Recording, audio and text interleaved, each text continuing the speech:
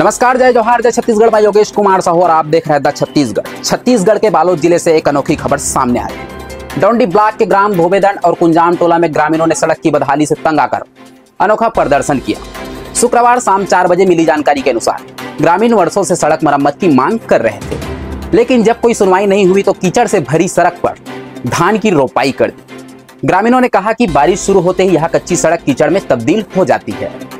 रोजाना इसी रास्ते से स्कूली बच्चे, किसान और मजदूरी के लिए बाहर जाने वाले ग्रामीण गुजरते हैं, जिन्हें भारी दिक्कतों का सामना करना पड़ता है। प्रदर्शन के समय सड़क पर 2 भारी वाहन फंसे नजर आए, जिन्हें कई घंटों की कोशिश के बाद नहीं निकाला जा सका। ग्रामीणों ने बताया कि प्रशासन को कई बार शिकायत की गई, लेकिन ना तो सड़क बनी और ना ही कोई अधिकारी गांव तक पहुंचे।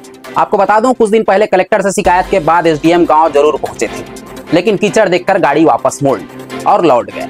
ग्रामीणों का कहना है कि जब तक सड़क की मरम्मत नहीं होगी, विरोध जारी रहेगा। उन्होंने कहा कि अब सड़क खेत बन गई है तो धान तो बोना ही पड़ेगा। आगे अपडेट के लिए हमारे न्यूज चैनल द छत्तीसगढ़ को सब्सक्राइब करें।